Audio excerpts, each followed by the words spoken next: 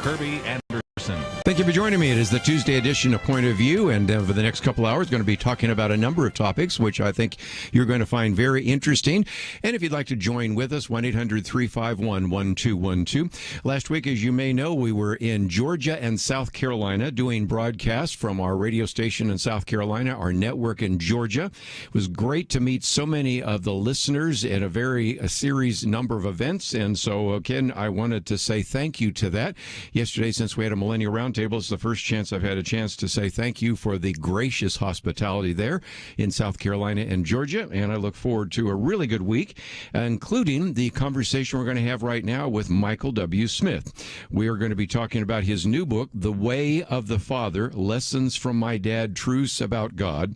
You are no doubt familiar with him, a winner of 36 number one songs, 3 Grammy Awards, 45 Dove Awards, 1 American Music Award, inducted into the Gospel Music Hall of Fame, more than 15 million albums.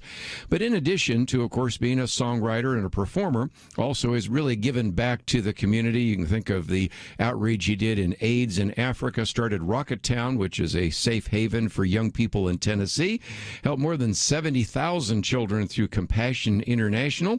And, of course, we've talked in the past about some of his books, Old Enough to Know, Friends Are Friends Forever, and this one that we'll be talking about today, The Way of the Father. So, Michael W. Smith, welcome to Point of View.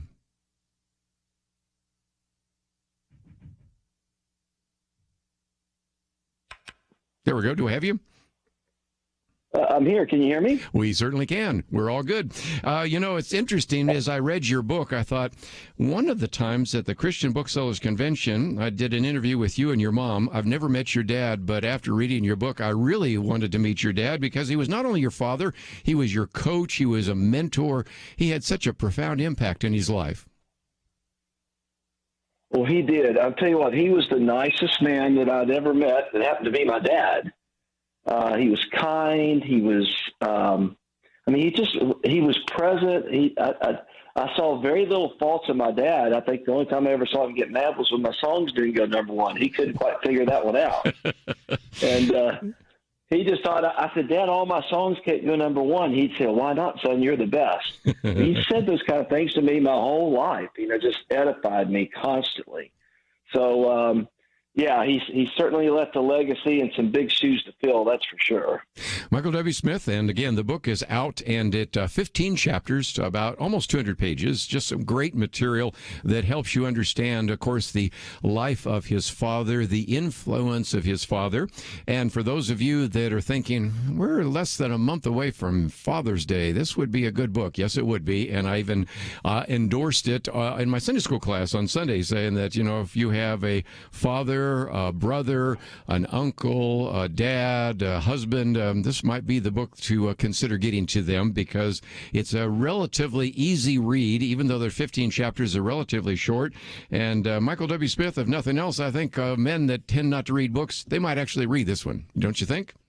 That would be me, because I've never been a big reader either. But yeah, it's an easy read, and I'll tell you, I guess I still get choked up reading it because I cherish all these times with my dad, and I'm telling just a portion of the amazing things that I did with my dad and how he really, honestly, he showed me what God was like in some ways. I know that might sound odd, but I think God not only loves us, he actually likes us, and he's very fond of us and wants to be our friend. And my dad really showed me that way. And so that's what I love about the book. Yeah, I tell the stories about my dad, but I sort of turn the corner and equate it to the Father heart of God for all of us. Again, I've said this before, and we'll get to this maybe as we get to the later part of the book, that sometimes people have a poor perspective on who their heavenly Father is because they had an absent father or a destructive or dysfunctional father. But in some respects, you can learn some incredible lessons. And just before we take our first break, let's just talk about the fact that your dad worked at the Ashland Oil Refinery. And if there are some themes that came from this book, one of those is the incredible incredible strength of your father, the perseverance in the midst of pain that he had, because eventually when he actually had to step down, it wasn't necessarily because of what happened there in the oil refinery, although certainly that contributed, had to do with a football game, which we'll get to in just a minute. But he was a man who had obviously a fair amount of pain, a lot of difficulty, but he never complained and was really just kind of a pillar of an example of what we sometimes call the silent generation. You're exactly right. I mean, I know he was in pain. He hardly ever talked about it. And yes, he did come from that great generation that if you were sick, you went to work. You just went to work. I remember times he probably shouldn't have, but he just went to work. He loved my mom so well, and he loved my sister and I so well. He loved his community. He served the homeless all the time. He was just always serving people. So yeah, it was a great generation that he came from. And like I said before, he taught me so much. I find myself doing things that my dad did, my mannerisms. Like I'll go down the street, I'll wave at people. I wave at everybody. And I go, oh my gosh, what am I doing? That's what my dad did. Yes. He just waved at everybody. So great man. I can't wait to see him on the other side. He crossed over in November of 15, and I still miss him terribly. Yes, you talk about that, and grief does not necessarily have a time limit, so you talk about that as well. And I might also mention, and we'll come back to this maybe after the break, because he was your coach, but I think I also picked up that and got a picture of him in a uniform here, playing in the minor leagues. And so in addition to your love of music, which you got from the church, your love of baseball came from him. Is that fair? It is. He was a great ball player. I actually turned out to be a pretty good ball player myself. I had good eye-hand coordination. I wanted to go play for the Cincinnati Reds. That was my dream since I was 4 or 5 years old, and I always made the All-Stars. He coached me all growing up. And then 15 years of age, I didn't make the All-Stars for the first time because the music thing sort of took a pretty firm grip on my heart and soul. And the only second time I ever walked down the aisle was to ask the pastor to pray for me because I thought God was leading me into music. But what was great about my dad on the baseball thing, he really could have gone and played the majors. His dad died of a heart attack when he was 16 years old. And there he is on this farm team getting ready to live his dream. And he just woke up one day and said, I can't do this. I've got to go take care of my mom, which was my grandmother. And so he went back, got married. My mom moved in with my grandmother, thought it was only going to be 6 months. They never left. And I grew up with not only my mom and dad, but this amazing woman named Mary Spradlin, who I called Nanny. Yes. And she was a pillar as well. Well, let's take a break, and when we come back, we'll get into all the little details here. Those of you in Ohio, glad that he mentioned the Cincinnati Reds. But, of course, we're going to come back and talk a little bit about baseball. We're going to talk about the whole perseverance, the story about how Michael W. Smith met his wife, Debbie. And, of course, while I'm talking about that, we're not only talking about an individual talking about his father, but, of course, as many of you probably already know, Michael W. Smith is the father of 5 adult kids and 16 grandkids. I think that's the accurate number at the moment. And it's all about this wonderful new book, The Way of the Father, Lessons from My Dad, Truths About God. And we'll continue that conversation right after this.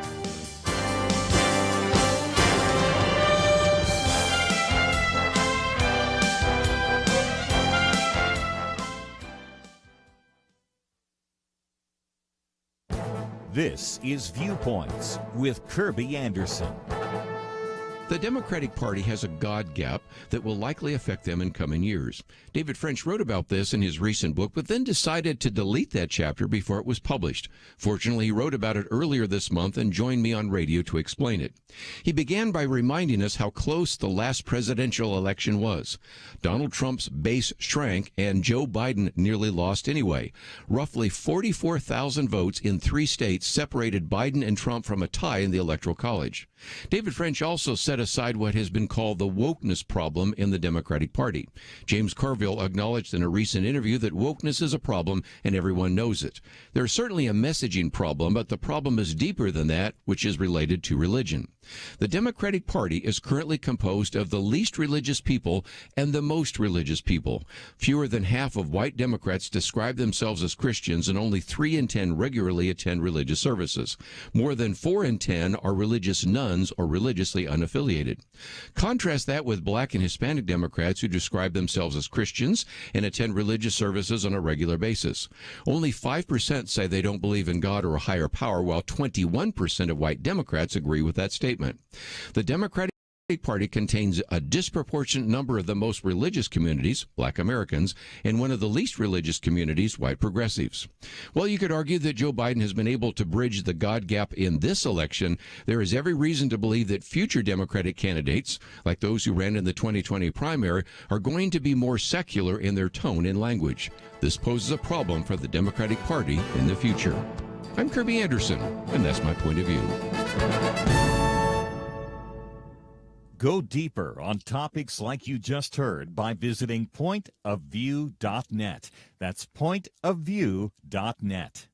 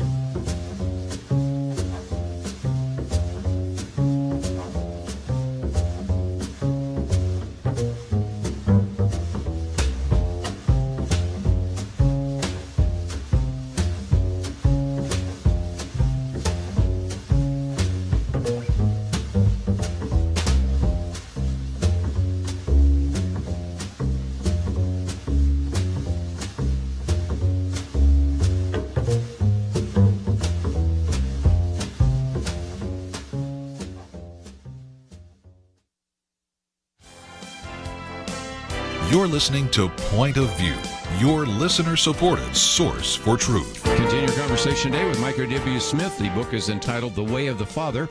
No doubt you should be able to find it in your local bookstore, but we do have a link for you to find it as well, both in hardback and Kindle.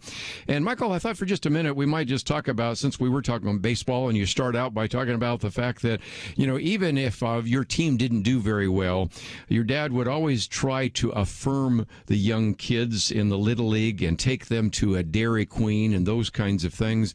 And it does seem to me that although that would be sort of intuitively obvious, you and I both know that you can go to T-ball games, Little League games, soccer games, and others and see the fathers chewing the kids out and basically, in a sense, implying that they have to earn respect from their father.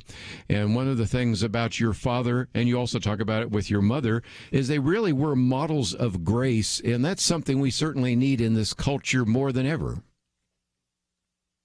Yes, we do. I spent 4 hours on the ball field last night with my grandson, so I saw a little bit of that. Yes, my dad was did. never. Yeah. Yes, I did. No, my dad was never. I never heard my dad raise his voice against me or my teammates, or he never raised his voice against me my whole life. I mean, I'm sure he was upset. Obviously, this whole 4-year deal where I made a lot of bad choices, and I know it hurt him, you know, and he was disappointed. I had to be on some level. But no, in the dugout, it was like, you know, I remember that first game we got beat 30-0. It was just, you know, we thought the world would come to an end. And yes. My dad would walk in that dugout and he'd say, "Boys, we'll get them next time. Mm-hmm. Let's go to Dairy Queen.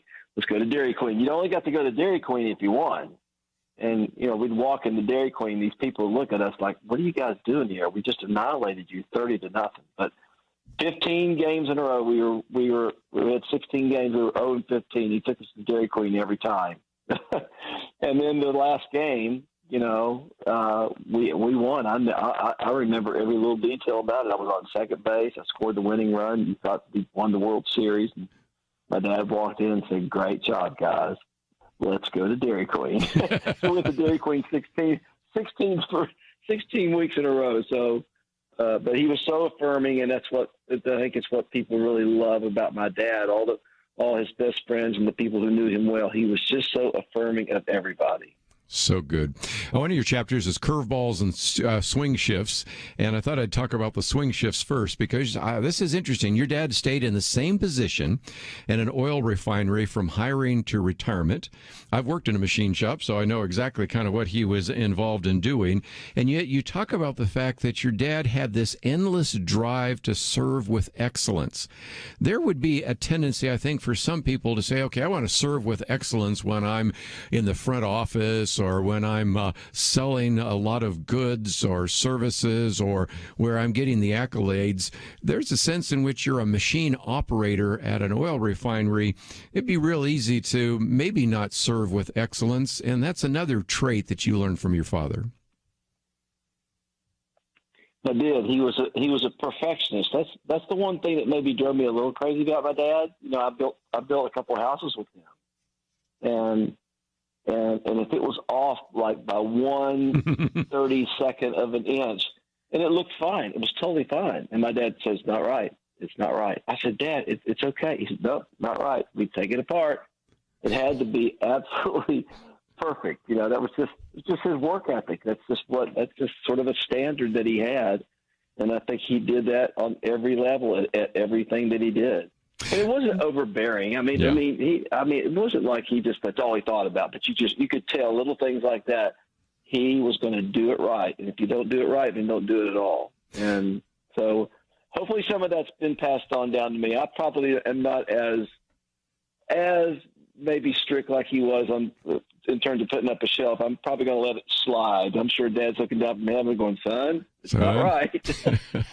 There's a part where I was smiling as I was reading through the book because it says, "Dad, what's wrong? It looks great." "Oh, it's not square, son. It's off by half an inch." And, "Oh, but Dad, no one's going to notice." And it was just a great story. And if you have had a father that demanded a level of excellence, anybody reading that particular chapter would at least break out in a smile, if not a knowing head shake on that as well.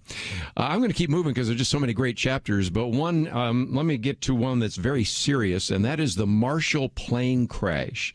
Now, again, we might have to give a little bit of a background there because of that particular story, but you chose to put that in there because it illustrates some other principles that you developed as well as your family, didn't it? Well, it did. And it was the first time that I saw my dad being really, really good emotional. It was there was a moment between us. The history is, and I went to Marshall University, which is in Huntington, West Virginia, about 20 miles from my house where I grew up. Mm-hmm. And I only went there for a semester and a half. In 1970, November 70, that football team and their coaches and a lot of the alumni were coming back from a football game in South Carolina. And that plane crashed 8 minutes from my house.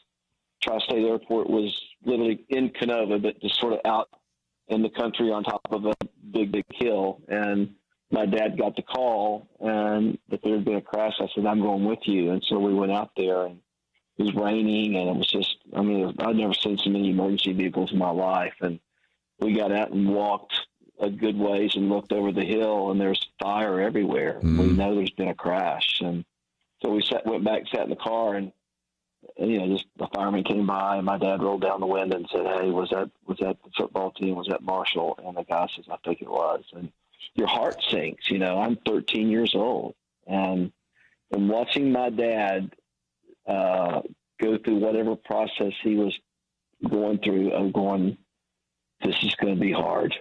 This is going to be." We got a lot of parents who've just lost their kids, and all 75 perished instantly.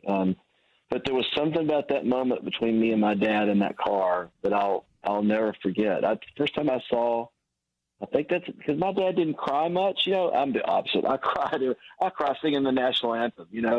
But sure. My dad just didn't shed a lot of tears. But boy, I saw him.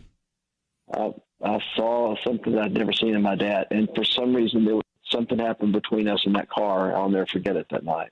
Mm. Well, let's fast forward to when you're almost 50 years old and the film We Are Marshall is in the theaters, and you really wondered how you might respond. And talk about that for just a minute, because you were sitting next to Jeff Fisher. Of course, we know he was the head coach at that time for the Tennessee Titans, and you're sitting next to your wife, Debbie, but that was a really powerful moment for you as well, wasn't it? I lost it. I mean, because the whole opening of the film is really the crash. The movie's really not so much about the crash. The movie's about them rebuilding the football program and how difficult that was, but they did, But yeah, the whole opening was like, oh my gosh, it just took me back, and it was just a little overwhelming. I didn't have enough Kleenex, that's for sure, but I kind of pulled it together about 10 minutes later, but it was very, very difficult to watch because just knowing that you were there. And, it was kind of one of those pivotal moments of my life that I saw something I didn't think I would ever see in my life. And incredible. Just one more, and let's maybe lighten it up a little bit. Talk about how you met your wife, Debbie, and you even had to warn your father that she's little, and about the first thing he said when she came in the door. But I don't know that I've ever heard how the two of you came together, and so in one of the chapters you kind of explained that. Yeah, it was love at first sight, which I said that would never happen to me. I thought, how is that even possible? I was busy writing songs. Long story short, I was at a meeting at Vincent Record Company. She walked by, 5'3", maybe 100 pounds. And I just thought, oh my gosh, there just goes my soulmate. I think I'm going to marry that girl, which is insane. I went and called my mom real fast, and I'm talking 100 miles a minute. And said, Mom, you're going to love her. She's my soulmate. She's amazing. She's beautiful, and da-da-da-da. My mom says, okay, son. Okay, so what's her name? I said, I don't know. I've not met her. And my mom thought I'd lost it, And I said, Mom, I'm going to call you back. I'm going to go try to find this girl. And I found her finally in the warehouse, but she'd actually gone to the women's restroom. So I went and stood outside the women's restroom, and she walked out. I introduced myself. We went out 3 days later, engaged 3.5 weeks later, and married 4 months later. I know. Just incredible. I don't want to say that to any of our kids out here. I know. When I talk to young people, this is something I do not recommend. But we celebrate 40 years of marriage this September. Congratulations. Let's take a break, and when we come back, we will continue because there's so much more in this book by Michael W. Smith, The Way of the Father. We also have a link to his website. We'll talk about that. But if you'd like to join us at any point, feel free to give us a call, 1-800-351-1212. Maybe you'd like to share something about one of the songs that Michael W. Smith has performed that meant something to you. And so if you'd like to join us, certainly feel free to do so. If not, sit back and learn a little bit more about some of the lessons that Michael W. Smith learned from his father and how those apply to truths about God. We'll continue our conversation right after this. According to one definition, a catalyst is an agent that provokes or speeds significant change or action. According to founder James Madison, tyranny is the accumulation of all powers in the same hands. So what do those definitions have to do with each other? Here's the disturbing truth. Members of the federal government are blatantly trying to seize as much power as possible, pushing us toward tyranny. To stop tyranny, we need a catalyst. You. The most important check on government tyranny is the American people. But many Americans don't know how to stand up to the government. They need access to programs like Point of View, where listeners are not just informed, but empowered to take meaningful action. When you give to Point of View, you become a catalyst because you're giving more people the tools they need to stand for freedom. Be the catalyst America needs to stop tyranny. Give today at pointofview.net or call 1-800-347-5151. That's pointofview.net and 800-347-5151. Point of View will continue after this.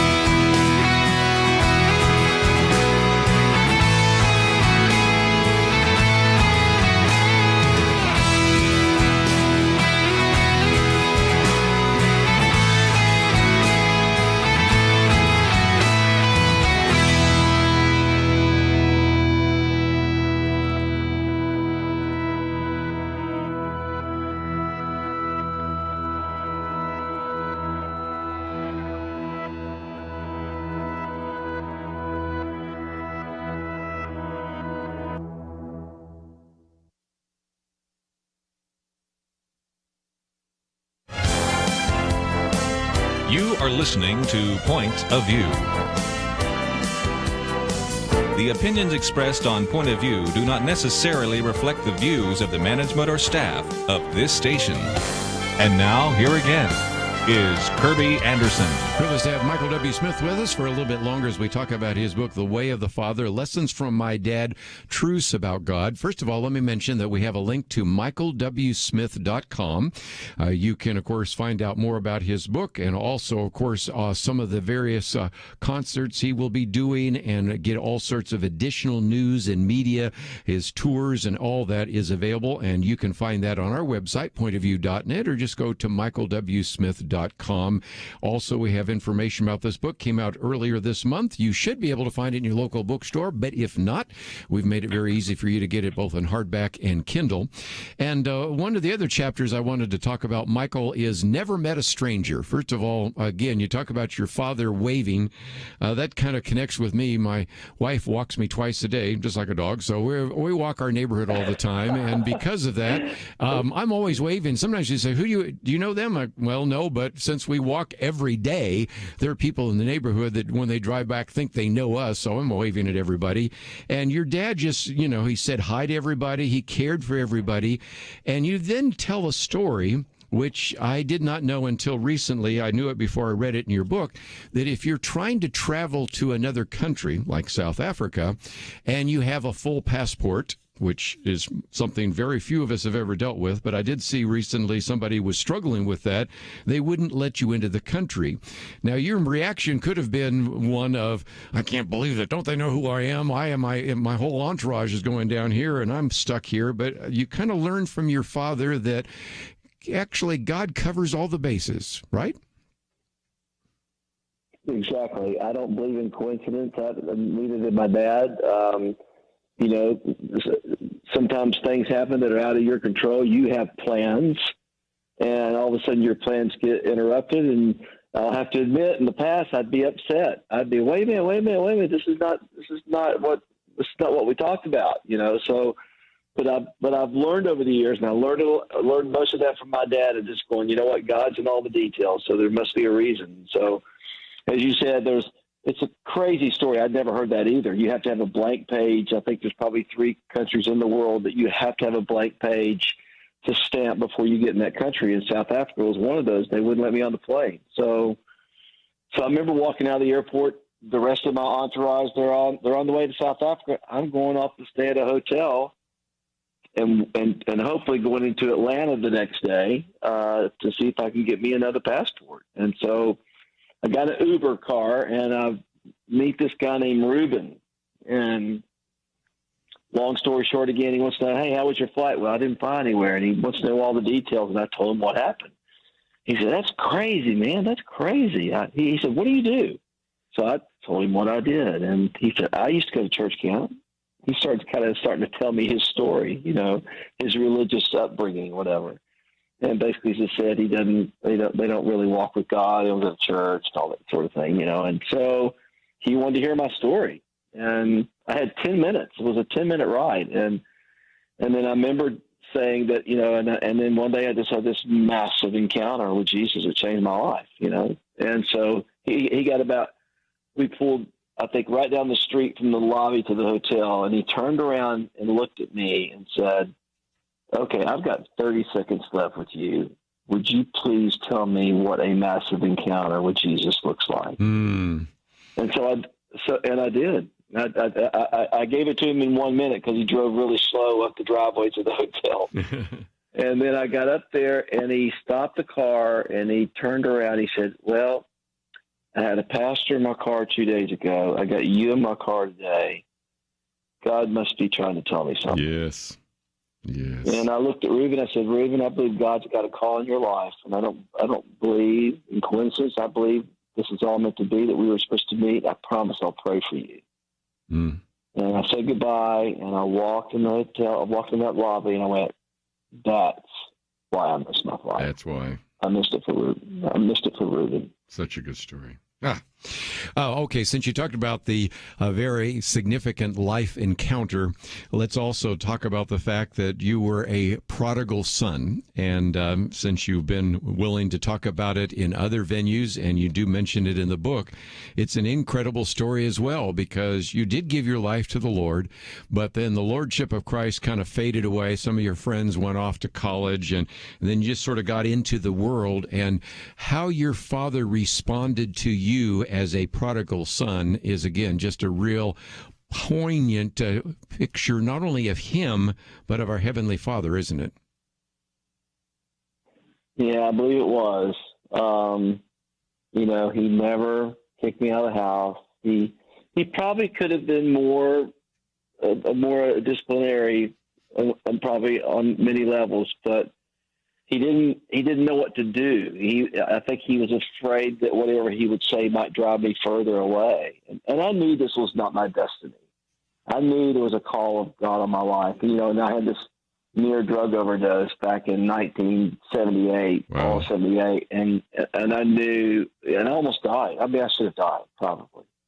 And that was a wake-up call for me. And that's when I began to pray that God would do whatever he had to do, break my leg, car wreck, just don't kill me, just get my attention. And I know it was the prayers of my mom and dad that saved my life. I absolutely bet my life on it.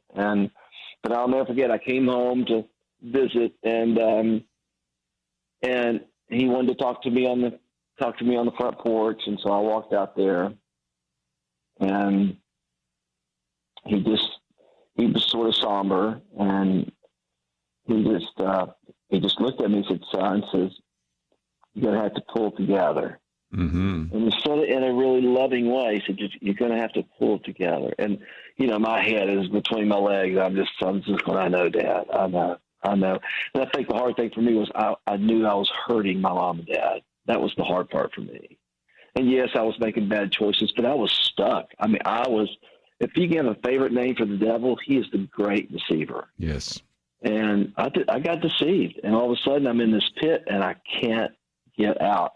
As much as I want to get out, I can't seem to get out, and it scared me. And then, long story short, again, it all came to a head. I lost my joy. I became depressed, and I had a nervous breakdown on my linoleum kitchen floor in Nashville in November of '79. I convulsed and twisted and cried, and I was all by myself for 3.5 hours. I was on this floor.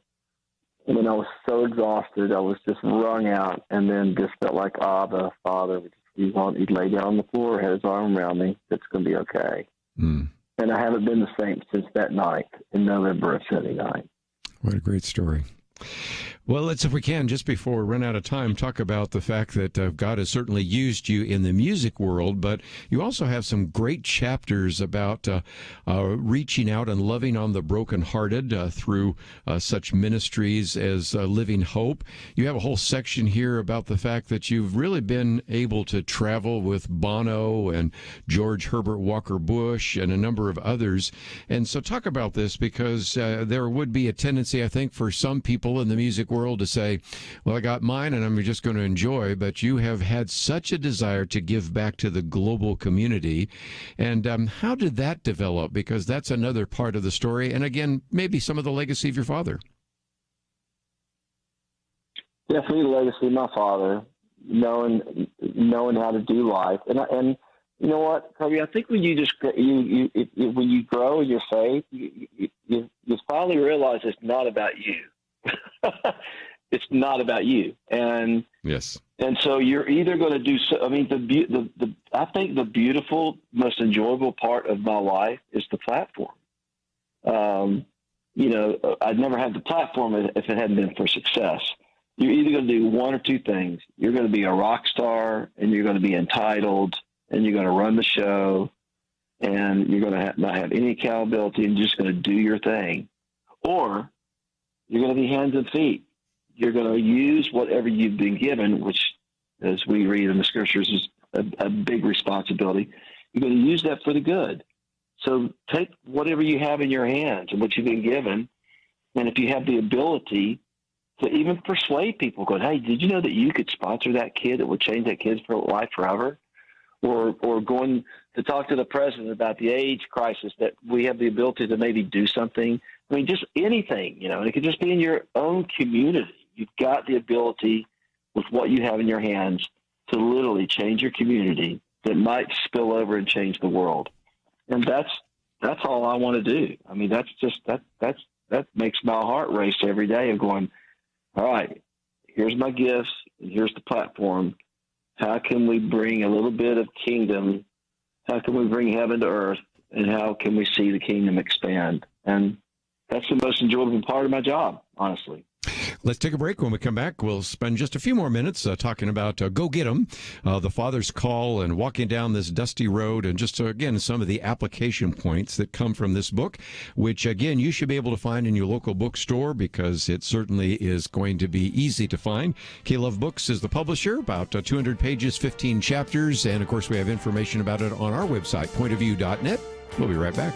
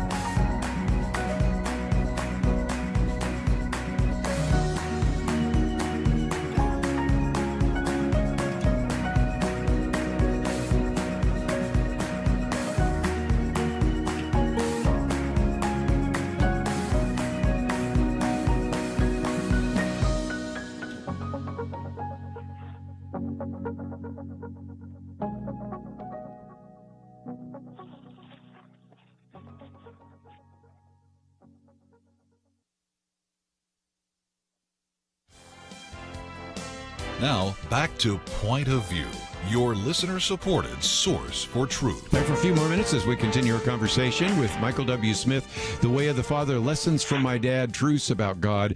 And one of the sections is about the Father's Call, and you call it Go Get 'Em.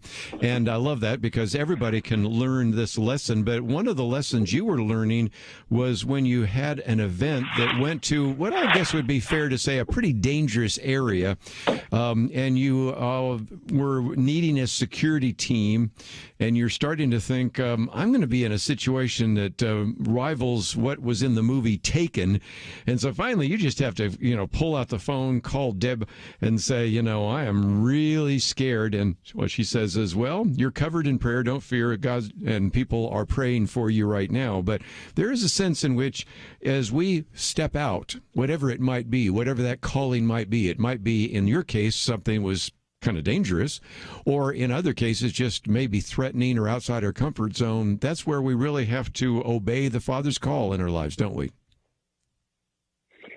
Yes, we do. It takes a little faith. Sometimes it takes a lot of faith,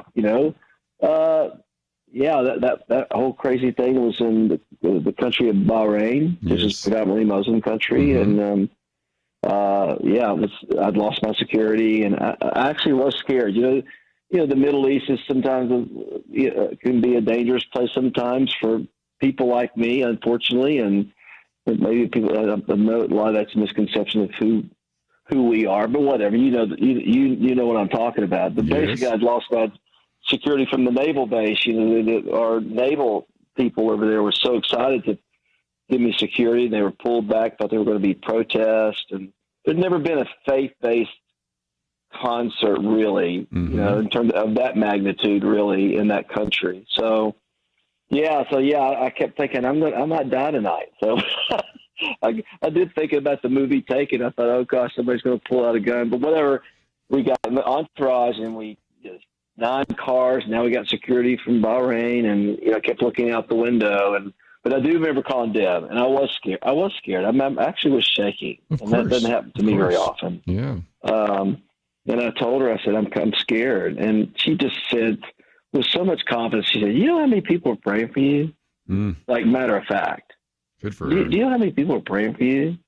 So, there were probably hundreds and hundreds of people knew about this trip, and especially knew about me making this stop on my Asia run, around the world. And I said, I know, Dad, you're right. And you know what? I calmed down. I just began to settle, and finally made it to the venue, not a protest. The place is completely packed.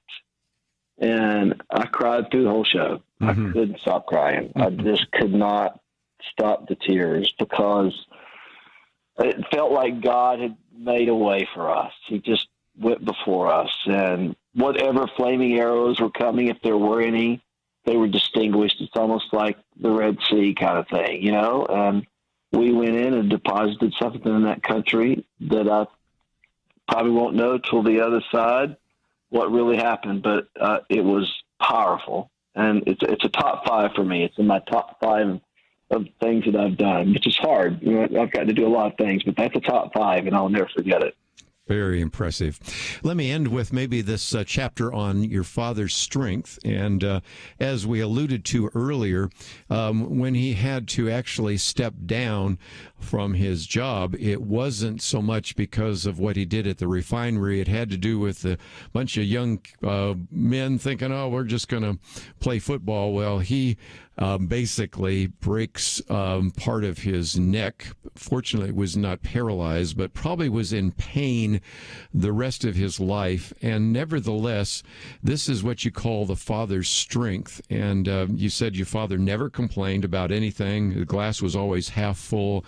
But I think that is something we're going to have to learn a lot about, Michael, in this generation, because there's going to be attacks against Christianity. And in some respects, Christianity's gone from being a majority to a minority to maybe even now a persecuted minority.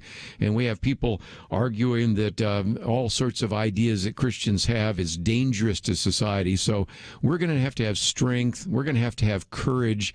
And that's why I thought that chapter was so powerful, because the previous generation, the so-called silent generation or the greatest generation, I think it provides a model for what we need to model here in the 21st century. Don't you think? Yes, we have a lot to learn from them, and yeah, it's gonna come to a head. We're going to see what we're made of here, and we are entering, I think, a time of persecution. It says the good's going to get better, bad's going to get worse. It's all going to come to a head, and I pray for the church. But I tell you what, this is our moment. I believe, in time to reflect who God really is and to stand up for what we really believe. And may God give us courage and hope and strength. And I'm ready for the fight if it comes down to that. But I think my dad equipped me to be that kind of man for such a time as this. Let me mention just before I let you go that we have a link to michaelwsmith.com so people can find out more about the book there, or about your various concerts and all sorts of other resources. And if nothing else, I appreciate you taking the time to write the book and passing on the things you've learned from your father so we can pass it on to others. And thank you for giving us an hour today here on Point of View.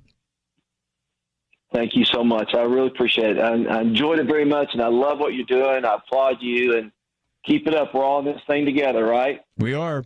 Michael W. Smith has been with us. We'll let him get on to his busy day. I suspect he may have another interview, but it was certainly gracious of him to give us an hour. But just before we wind down, let me first of all mention that if you go to our website, of course, you can find out about the book, The Way of the Father, but you'll see a banner where we have a quote from James Madison about tyranny. If you click on the button that says Donate Now, you will see a section called Government Overreach.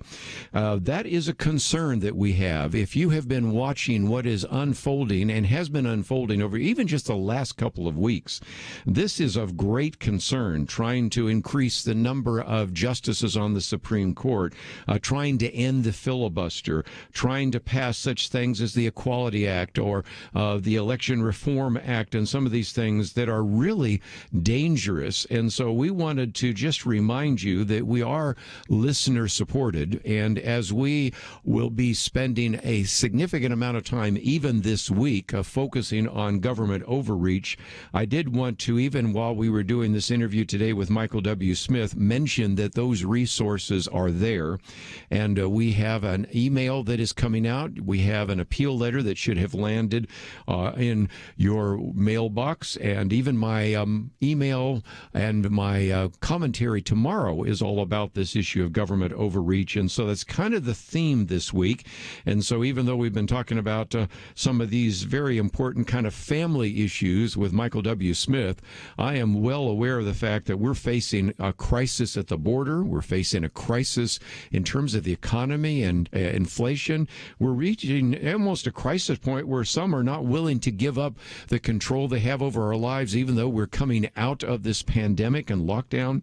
So if you would appreciate the kind of conversations we have here and the kind of news, information, commentary, and even material we give to you to equip you, I hope that you will visit our website today, pointofview.net. Click on that button, and it talks about, as James Madison said, the very definition of tyranny is when all the powers are gathered together in one place. And we face a significant challenge in America, and that's why we're talking about those things today. I might also mention, as you go there, you'll see my commentaries, as well as one on governors and critical race theory, one on the religion of wokeism by our friend Everett Piper, who's been on the program with us, and then one by Lee Smith on street violence as a political tool. So we certainly will come back to some of those topics, and in the next hour we're going to talk about urban apologetics, and I think you'll find that helpful and very useful as you reach out in your community. So we'll be back right after this. Having civil conversations about important issues seems to be harder and harder. Various media outlets tell people what they should believe, why they should be outraged, and getting people to actually think, well, it can be difficult. Whether it's the gospel, tax issues, social policy, or just about anything else, you need to have solid information and clear thinking to address the hard issues. You need God's truth applied. And that's what you get in less than 2 minutes with Point of View's Viewpoints Commentary, a daily resource to help you be informed and think through the things we need to be talking about. It is free and will arrive in your inbox each day when you visit pointofview.net/signup. Sometimes we know we should say something, but we're silent because we're not quite sure what to say. Viewpoints Commentary can help you break the silence and change the narrative. It can make you a more equipped agent for truth. Get your free subscription to the Viewpoints Commentary at pointofview.net/signup. pointofview.net/signup.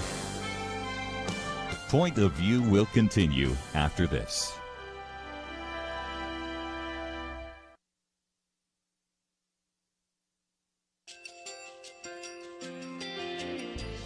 I just want to thank you so much for all the wonderful programming you have. You're just absolutely fantastic. I recently started listening to Point of View, and I really found it interesting because of the different subjects you cover. Thank you for that. I really appreciate everything that you do in keeping us informed. Thank you, Kerby, for everything that you have been doing. I appreciate all the work that you're doing, advocating for the Word of God. Thank you so much. Point of View, I think, is absolutely necessary because it's a Christian perspective, a biblical worldview perspective, and receive very current, up-to-date information about what is really going on, week to week in our culture, which is changing so rapidly, and yet it's morally sliding backwards. Yeah, I'm just, first of all, I thank you guys. Y'all's program is wonderful, and enjoy it every day. I learn so much every time I listen to it. Point of View Radio Talk Show.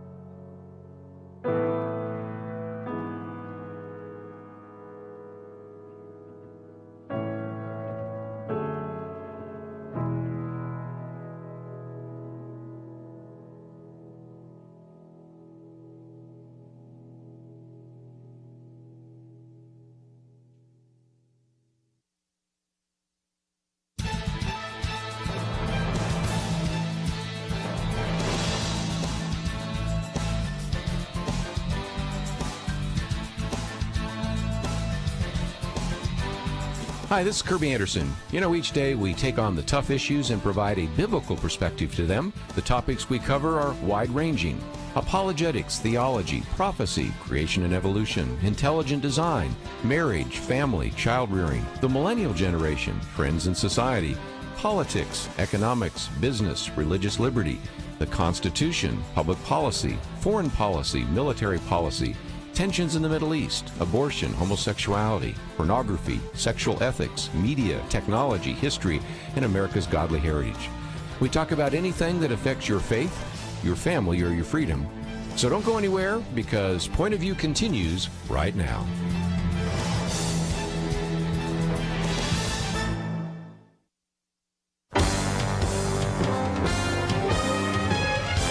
Across America, live. This is Point of View.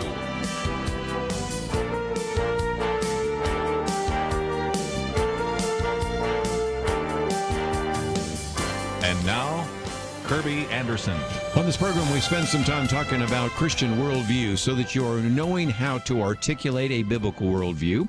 We also talk about apologetics, how to defend a biblical worldview. And so I wanted to come back to an issue called urban apologetics. Come back to it in some respects because a while back we had a chance to interview Christopher Brooks on his book Urban Apologetics, and that was certainly a look at one aspect of this. But there is now a book out that is published by Zondervan. It's really almost kind of a textbook, which is really the first book focused entirely on dealing with cults, religious groups, sort of ethnocentric ideologies, and it is edited by Dr. Eric Mason. The book is entitled Urban Apologetics, Restoring Black Dignity with the Gospel. And so we're going to get into some of these different aspects of apologetics, how to witness to individuals that may be part of, say, the Nation of Islam or a variety of other typical groups, and really just give you a chance to maybe develop another tool for your apologetics and evangelistic toolbox. So Dr. Eric Mason has his doctorate from Gordon Conwell Theological Seminary. He's the founder and senior pastor of Epiphany Fellowship, which is in Philadelphia. Also the founder and president of Thriving, which is kind of an urban resource organization, which I think you're going to learn from very quickly as part of this book. He is the author of other books like Manhood Restored, Beat God to the Punch, Unleashed, and Woke Church, and this new book out by Zondervan, which is 15 chapters, about 280 pages, Urban Apologetics, Restoring Black Dignity with the Gospel. So, Dr. Mason, it is a delight to have you on the program. Thank you for having me. Thank you for having me, Kerby. I'm glad to be on here and just share and shed some light on this area of ministry need. It is a very significant one because even as I'm reading through this, I mean, you're at, was it Concord Church, and all of a sudden you look over there and, oh, these are some interesting looking people, and said, well, these must be the Hebrew Israelites. And of course you talk about the Nation of Islam, Louis Farrakhan, Elijah Muhammad, and Malcolm X, and these are just important things that I have found people want to ask questions about, and so we're going to try to work our way through a few of the chapters. But let me just say that if you find yourself, maybe you've been witnessing to some of these individuals, or you've heard people that have adopted one of these groups, or they're influenced by Black consciousness community or a variety of others. We're going to get into this in more detail. You are welcome to give us a call, 1-800-351-1212. But first of all, talk about the genesis of this book. It's just come out, and you will have kind of a star-studded cast of individuals that have written a number of the chapters in the book. Yes, so again, thank you for having me on. So the book really came out of years and years, probably more than 30 years of dealing with this stuff, just on the mission field of just doing ministry. And over time, we've gotten people that have done different works on the subject matter in this book. So you had people like Heyman Cross, Dr. Evans, Dwight McKissick, Carl Ellis, the brother that did the book Blacks in the Bible, another one that did Blacks in the Bible.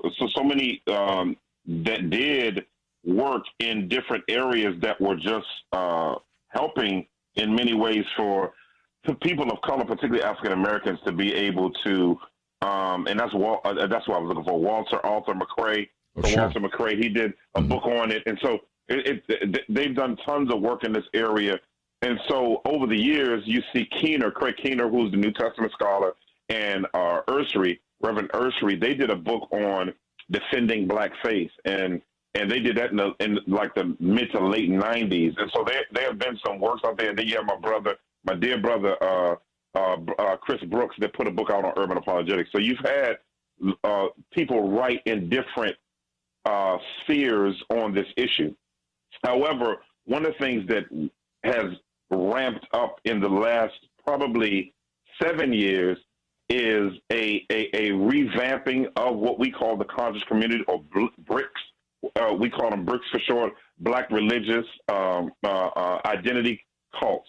Yes. And so these communities have grown, and they always grow every 20 to 30 years. There's a resurgence of them because of whether it's racial unrest or political unrest or challenges in minority or black communities, particularly African Americans. And so this last 7 years of unrest since about 2012 and 13 has not gone away. And my theory on that is the difference we have now than in the 60s and the 70s and the late 80s, early 90s, and the 20s is we have the internet, and the internet gives a bit of permanency to voices differently than newspapers or commercials or books do.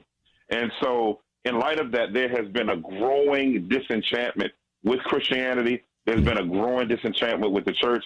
And it's not for the reasons that most people would think, that, the church being relevant in the whole postmodern conversation. Those things are really not conversations that you won't hear African Americans even talking about postmodernism.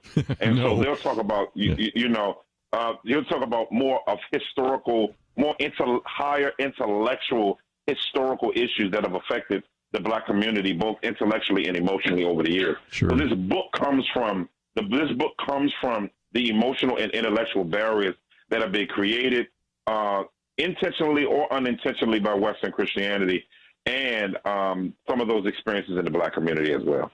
One of your chapters talks about urban apologetics and the necessity of it. I think you've already sort of made the case a little bit, but I guess we do need to recognize that urban has different meanings. Sometimes it just means in the city, and of course a lot of the New Testament was written in cities, but this idea of urban has also come to kind of refer to people of color. So talk about why this is important and kind of how you define urban apologetics, and then we're going to get into some of the specifics.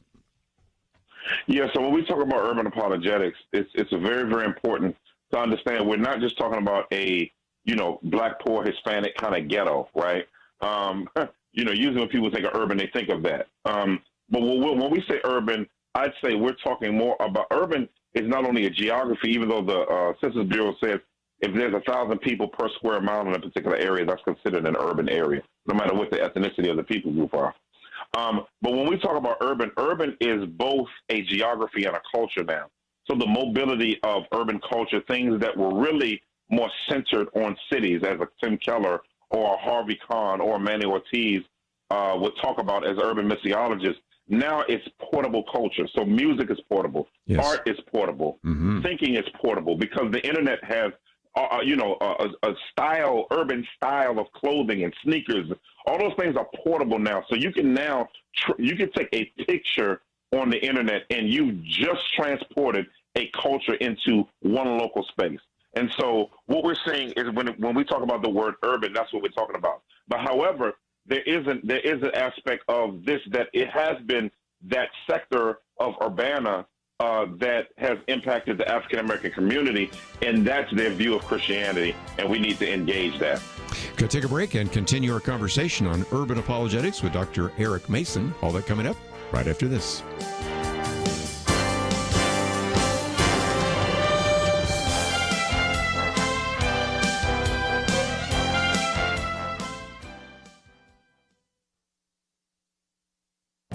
This is Viewpoints with Kerby Anderson. The Democratic Party has a God gap that will likely affect them in coming years. David French wrote about this in his recent book, but then decided to delete that chapter before it was published. Fortunately, he wrote about it earlier this month and joined me on radio to explain it. He began by reminding us how close the last presidential election was. Donald Trump's base shrank, and Joe Biden nearly lost anyway. Roughly 44,000 votes in 3 states separated Biden and Trump from a tie in the Electoral College. David French also set aside what has been called the wokeness problem in the Democratic Party. James Carville acknowledged in a recent interview that wokeness is a problem and everyone knows it. There's certainly a messaging problem, but the problem is deeper than that, which is related to religion. The Democratic Party is currently composed of the least religious people and the most religious people. Fewer than half of white Democrats describe themselves as Christians, and only 3 in 10 regularly attend religious services. More than 4 in 10 are religious nuns or religiously unaffiliated. Contrast that with black and Hispanic Democrats who describe themselves as Christians and attend religious services on a regular basis. Only 5% say they don't believe in God or a higher power, while 21% of white Democrats agree with that statement. The Democratic Party contains a disproportionate number of the most religious communities, black Americans, and one of the least religious communities, white progressives. Well, you could argue that Joe Biden has been able to bridge the God gap in this election. There is every reason to believe that future Democratic candidates, like those who ran in the 2020 primary, are going to be more secular in their tone and language. This poses a problem for the Democratic Party in the future. I'm Kerby Anderson, and that's my point of view. Go deeper on topics like you just heard by visiting pointofview.net. That's pointofview.net.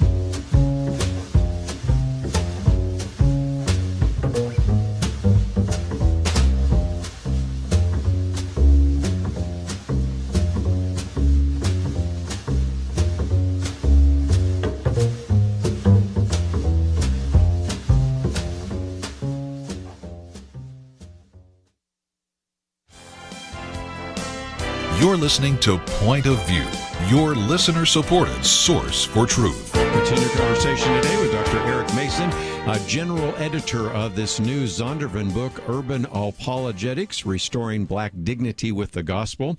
I know I want to get to, in just a few minutes, the Nation of Islam. Anytime I've ever found myself speaking on Islam since I've written a book or two on it, I always get a question about that. But before we do, a couple other chapters that I thought were very helpful. One from one of your colleagues, Dr. Tiffany Gill, Black Church History and Urban Apologetics. I thought that one was worthwhile.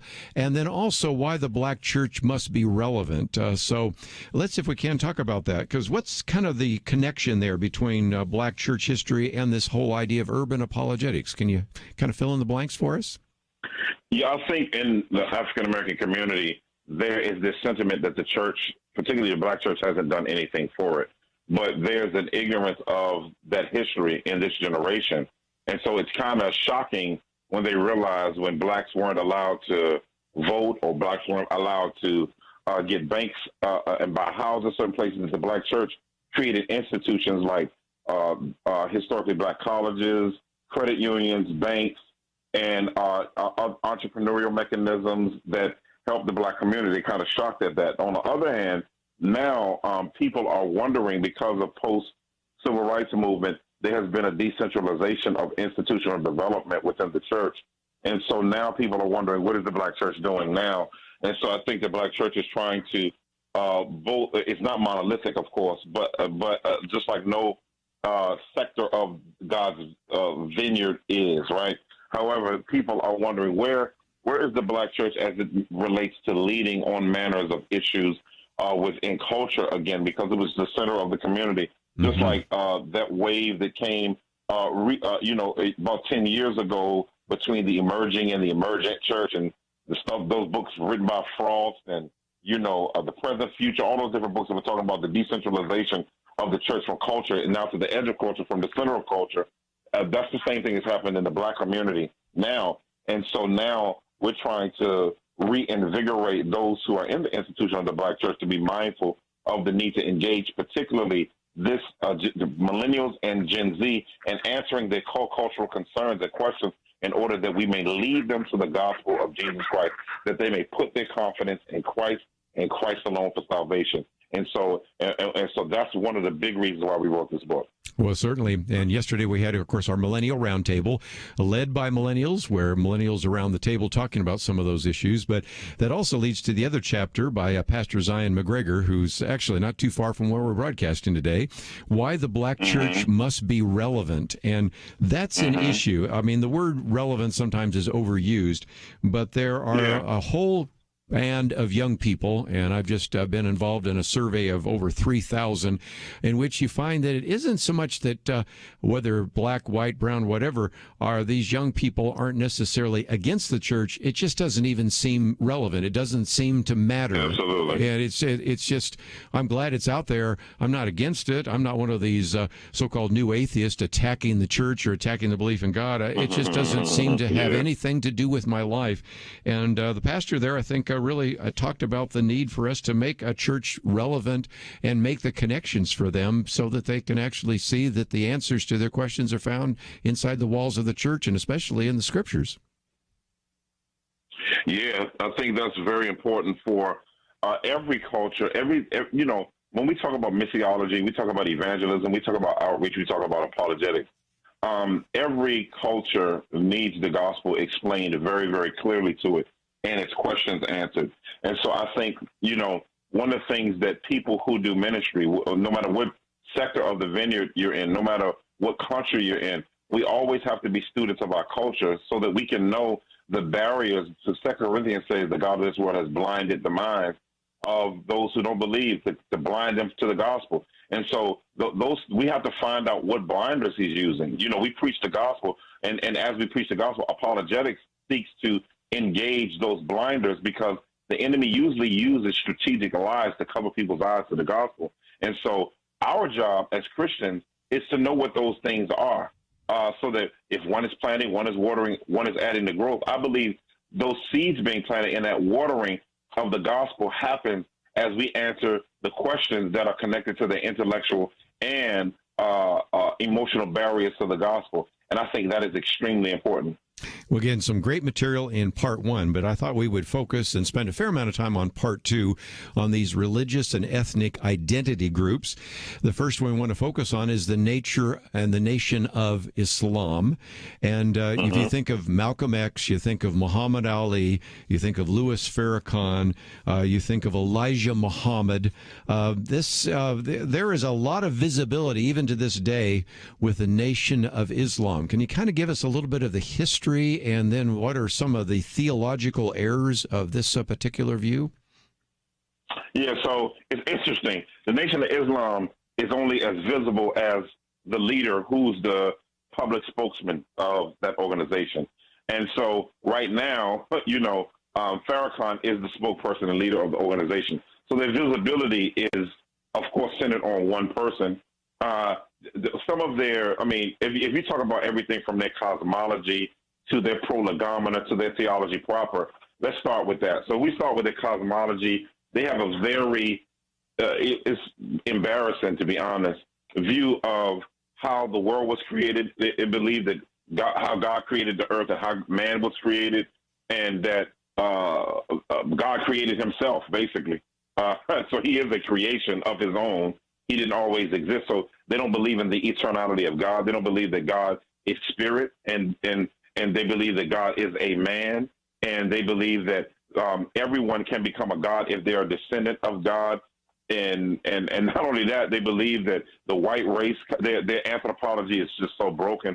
They believe the white race is an experiment based on, they believe Jacob in the Bible is Jacob, which means trickster, and they utilize the Hebrew background of the name to say that he was the trickster that basically was a mad scientist who ultimately is the true Shaitan of the Old Testament.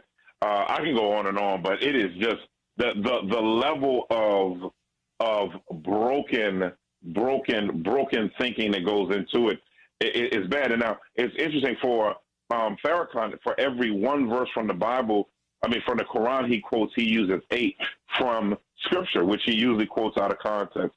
Mm-hmm. When you look at Nation of Islam, this doctrine, most people connect with the Nation of Islam through their sociology, not their theology. Yes. And so they've had to make so many edits and updates to Wallace D. Fard Muhammad, who they believe was their God in the flesh.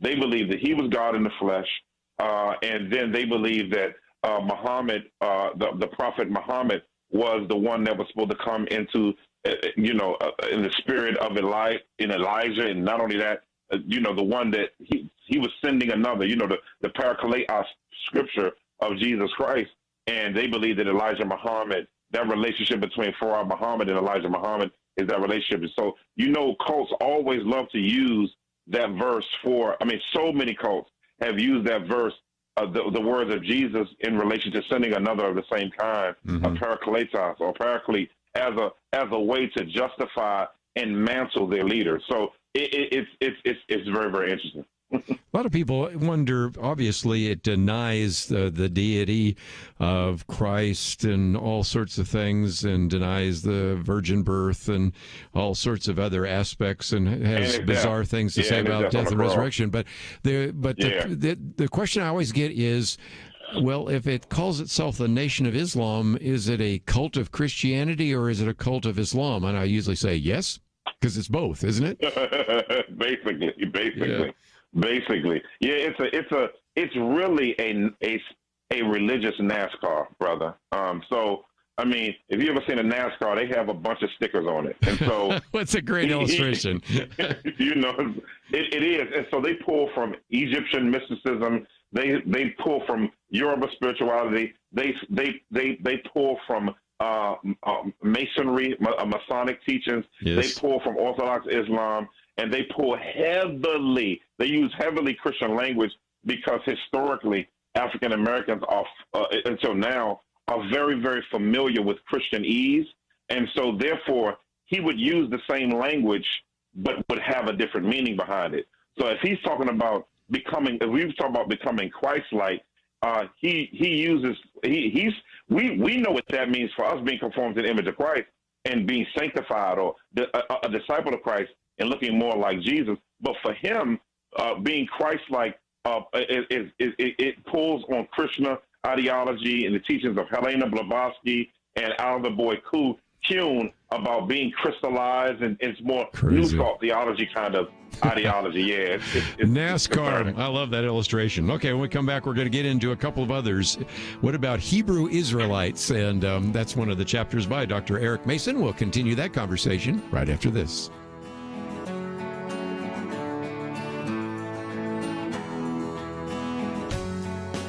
According to one definition, a catalyst is an agent that provokes or speeds significant change or action. According to founder James Madison, tyranny is the accumulation of all powers in the same hands. So what do those definitions have to do with each other? Here's the disturbing truth. Members of the federal government are blatantly trying to seize as much power as possible, pushing us toward tyranny. To stop tyranny, we need a catalyst. You. The most important check on government tyranny is the American people. But many Americans don't know how to stand up to the government. They need access to programs like Point of View, where listeners are not just informed, but empowered to take meaningful action. When you give to Point of View, you become a catalyst because you're giving more people the tools they need to stand for freedom. Be the catalyst America needs to stop tyranny. Give today at pointofview.net or call 1-800-347-5151. That's pointofview.net and 800-347-5151. Point of View will continue after this.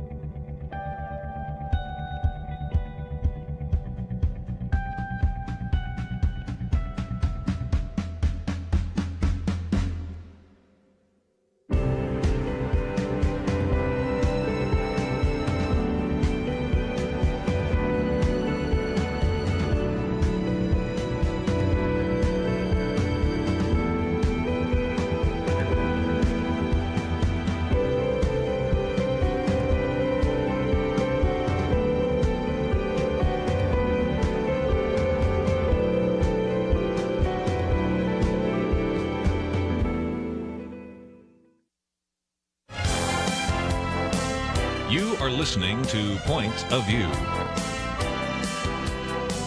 The opinions expressed on Point of View do not necessarily reflect the views of the management or staff of this station.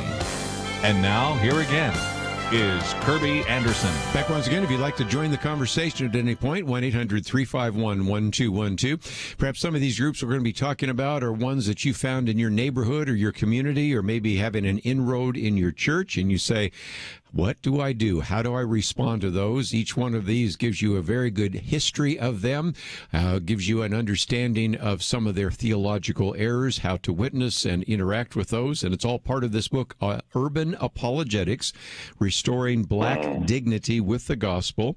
Really, the first book to really focus on some of these different groups. And Dr. Eric Mason, first of all, we've talked about, of course, the Nation of Islam. I would imagine most of our listeners have said, well, of course, I know who Muhammad Ali is. I've heard of Malcolm X, Louis Farrakhan. Let's get into some that maybe are a little less familiar. Hebrew Israelites or Cometicism. You're over not far from where we're broadcasting at Concord Missionary Baptist Church in Oak Cliff there in Dallas. And you look over and see some of these guys that, again, I'd look at and go, I don't know what they are. But if nothing else, you recognized immediately that they are what are called Hebrew Israelites. What is that all about? Yeah, Hebrew Israelites is nothing. It's about 100-year-old religion, and I'll just call it a religion. They wouldn't like that, but they don't like to be called Black Hebrew Israelites. They believe it's redundant, but they're not monolithic. But they're a group that believe that the slaves who came over here during the slave trade to the Americas, South America, North America, and the Caribbean are the original descendants of the Hebrew. The Hebrews, and so that's their fundamental deal. And so they believe in law keeping, Sabbath, and they believe that basically all of them believe that law keeping keeps your salvation. And you'll find very few that really understand justification by faith and communicate it. So you have some that are Torah only, Tanakh only. You have some that say we believe in the New Testament, but we don't like Paul, the usual stuff. And so they're all over the place, but there are different groups. So there are two main groups of Hebrew Israelites. And we can, I hate to do this, but there's the camps, and then there are what we call moderates, which I don't really think they are, but we call them moderates. And so the camps are really those who are out on the street, those who are really engaging people in groups and are wearing what they call created ancient garb that with fringes. And they're the ones. Some of them yell out on the street. Some of them just discuss on the street. Some of them are very aggressive. Some of them are just discuss. So all of them are the same. Then you have the moderates that will sometimes. Some of them will have some Orthodox Christian doctrines still in place, but then they'll have a weird Christology, not believing that Jesus Christ was eternal, but. Just very, very different views. And then but then on the other hand, some of them will have some Orthodox doctrines, but they will be extremely ethnocentric. And they'll be very unclear on the role of the law and what laws to keep. And so the Hebrew Israelites is really based on Lifeway research. There's 1.4 million professing Hebrew Israelites in the United States. Wow. And so they are the largest growing, I call them a cult. For a multitude of reasons, because they fit the identity of cults many times, because they usually have one leader. Usually most of them have one leader. That person is the shot caller for the doctrine. There's not a ton of accountability. If you don't agree with everything is a central Bible doctrine. That's the other thing. That's one of the things with cults. There's no nuance on non-essentials. Mostly if you're in that camp and you're there, you got to believe in all of those essentials. So it's a very, very interesting deal. So you can be walking by and they'll say, well, do you believe the laws, statutes, and commandments? And the Christian would say, well, I believe we're under God's grace. And they'll point you to the book of Romans and take something out of context and then talk about sin and a couple of other things. So you can very quickly find that they're going to be engaged in kind of a theological argumentation that you really need to sort of be prepared for, don't you? Yeah, they tend to utilize, the Isaiah passage which says, line upon line, precept upon precept, here a little, there a little. and really that's a judgment oracle. It's not like biblical hermeneutics. I cringe even when Christians use that as like the way to read the Bible hermeneutically is that way. And so, and so what they do is they take one scripture here, glue it to another scripture, and kind of build their case based on their presuppositions. Yeah. Wow. Well, again, that is the Hebrew Israelites. I thought I'd keep going because you have a couple of others. Kemeticism, that's a word that probably not many people have heard, and the gospel, because that is another one which has a kind of this incorrect view of the gospel, and in some respects says that the gospel, as they understand it, is just white man's religion. And we've seen that surface before, haven't we? Absolutely. Yeah, everybody we've mentioned so far would agree that black people are chosen. And that white people are totally depraved, and black people, we're not perfect, but we just got issues like everybody else, but we're not like white people. All of those groups believe that communicate that the white man is the devil. And so the Kemetic scientists believe that Kemetic ideology, Kemetic group, they're made of two groups.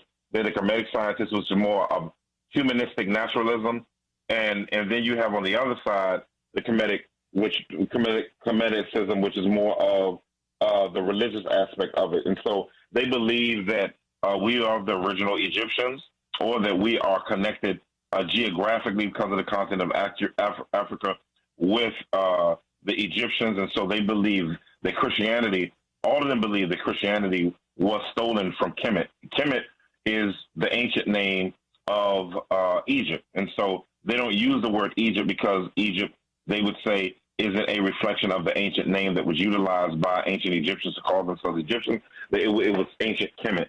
And so they'll use that terminology, which means the land of the black, and or black land. And so they identify that with the color aspect of it. And so that's a huge, like, if you're talking about millions of views online, some of the most influential people that are drawing people away from Christianity are in the Kemetic community. There are people that have converted even from Hebrew Israelism and the Nation of Islam to Kemeticism, not the other way around. Wow. And so they are pretty. They claim to be intellectuals, but they use a bunch of revisionist history, as all of these groups do. That's one thing they have in common. They revise history in response to the way that Christian history has been tampered with, and they revise history, and they try to influence as African Americans as much as possible of their need to grow and mature out of the false history of Christianity, and that Christianity was really created by white people, and they stole it from Egypt. Just the whole Jesus mysticism stuff, and the whole stuff that was refuted 200 years ago during Alberborn Kuhn, who was the King of Glory, writing those books and talking about that Jesus Christ came from Egypt and that kind of stuff. And so and the whole 13 crucified saviors, Gerald Massey. And so they take all of those different arguments and cut and paste them and to utilize them as source material for them to help people to kind of have their faith shaken. But Christians need to be both historically literate and biblically literate. It's not an either or, and it's because a lot of people can be biblically literate, but what ends up happening is when someone brings up an alternative history that can pull the carpet from under you, and they say, "Hey, look at Mithra, look at this one, look at that one," and look how you have to have a level of Easter was the creation of it came from pagan ideology. And you begin to go and see the guy who wrote about that it's a footnote in something, and he actually mistranslated it. So it's just so many different ways in which we have to equip people to not be so quick to let the bottom be pulled out from under them. But our faith is reasonable. That's why the Bible says, "Give a reason for the hope that's within you," contending for the faith. And so one of the things that we encourage people to do is invite your doubt to get engaged by God's truth. A lot of times, what ends up happening is people hear something that they never heard, or hear something esoteric, meaning the church hid this from you. There's a book in black bookstores, some things your pastor never told you, and they'll teach them. Your pastor has learned these things in seminary, but they're taught to hide it. They're taught by the white man to hide it from you. And so what that ends up doing is it plays on the suspicion of black people towards white. And what ends up happening is that suspicion, that sociological suspicion, turns into spiritual doubt, and that spiritual doubt can turn into apostasy. And so what we have to do as believers is we have to make good disciples. We have to nurture people in the faith. We have to invest in people. And particularly in this realm, we have to answer the core cultural concerns, their dignity, significance, identity questions, and engage them with the glorious gospel of Christ and the supremacy of Jesus. Let's take a break, and when we come back, we're going to talk a little bit more about a few of these issues. We'll take a phone call or two, and if nothing else, you wonder why there's division in the world? Boy, you can see some of it right here, even in some of these cults and various religious movements. We'll continue our conversation with Dr. Eric Mason right after this.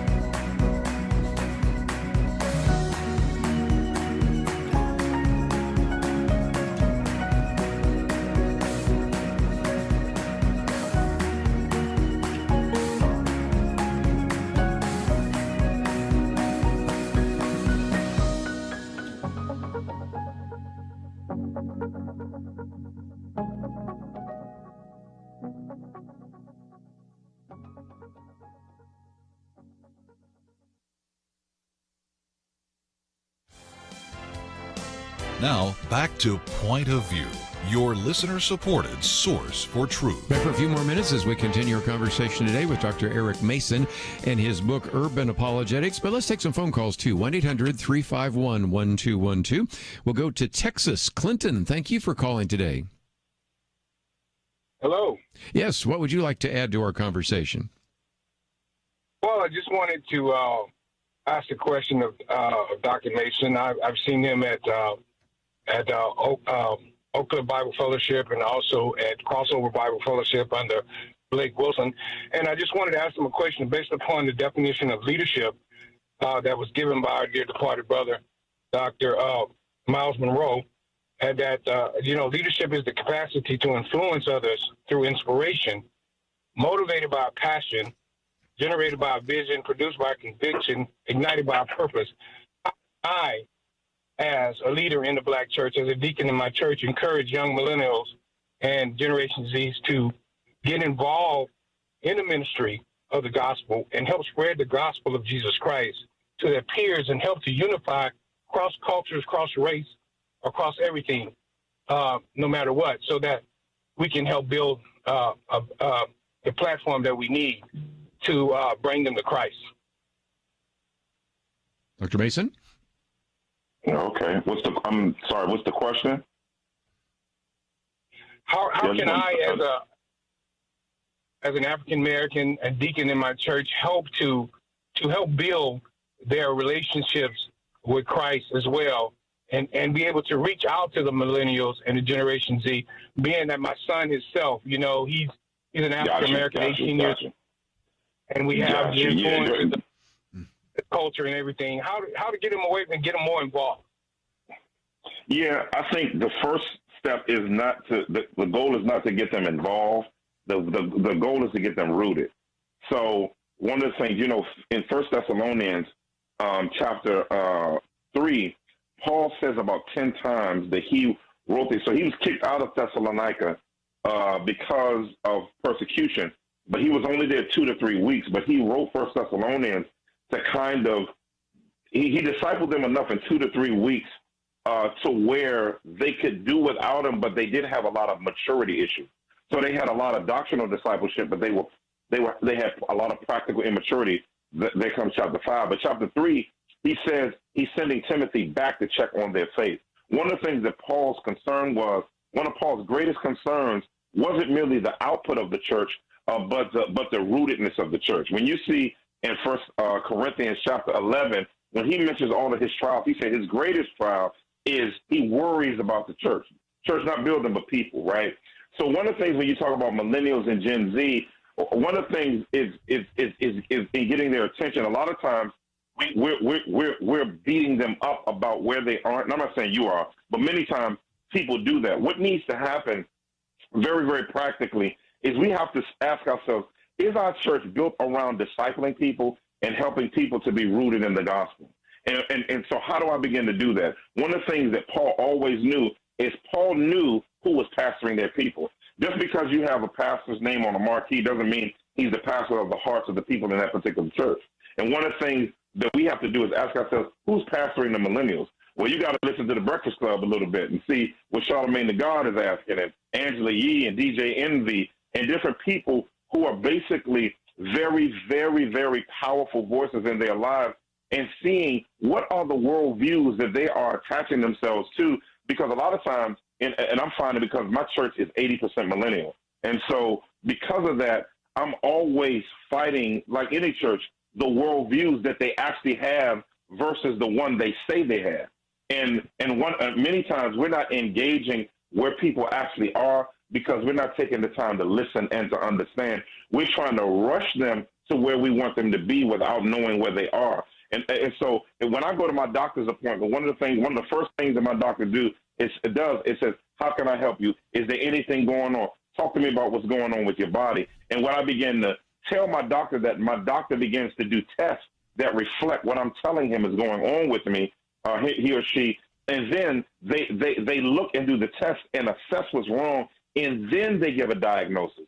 So that's what I would encourage us to biblically do in relation to ministering to millennials.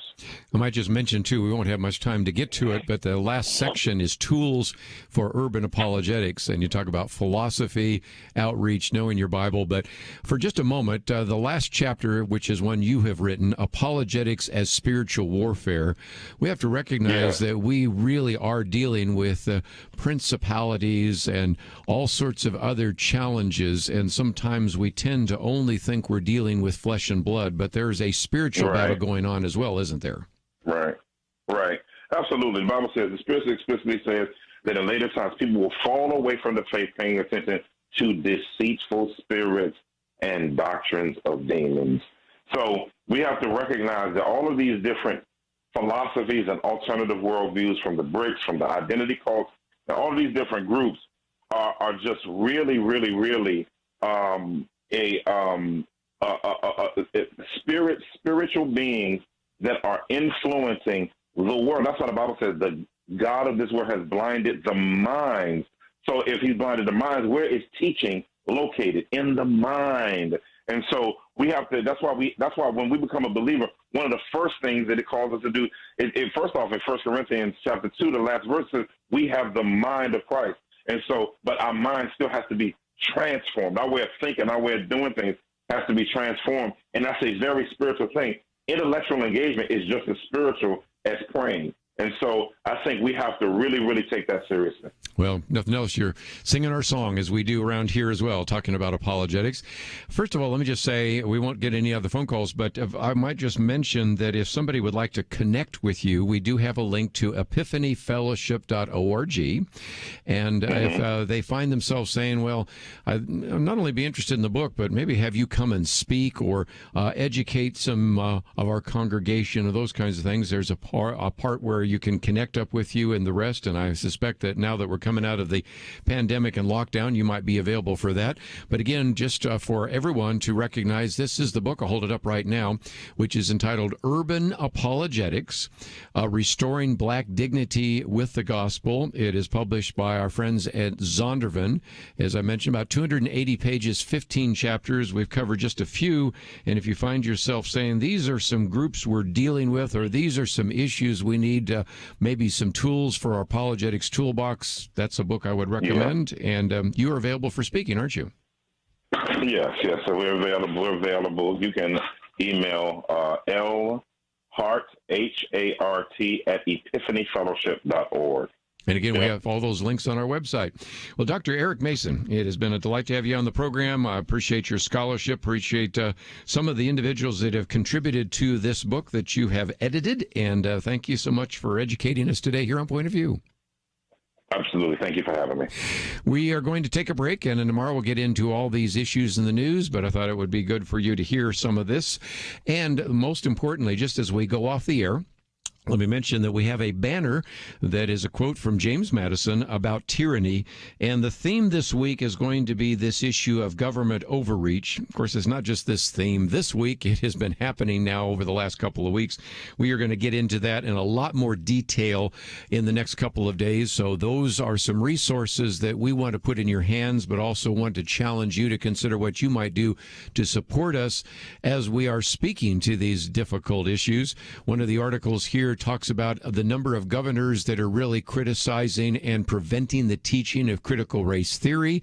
We have some material by our friend Dr. Everett Piper on the religion of wokeism, and also Lee Smith's piece on street violence as a political tool. So those are just a few articles we've posted for you today, and there's a lot more coming, and that will happen, of course, tomorrow. I want to thank Doug and Steve for their help behind the scenes. Thank you for listening to Point of View. We look forward to seeing you tomorrow right here on Point of View.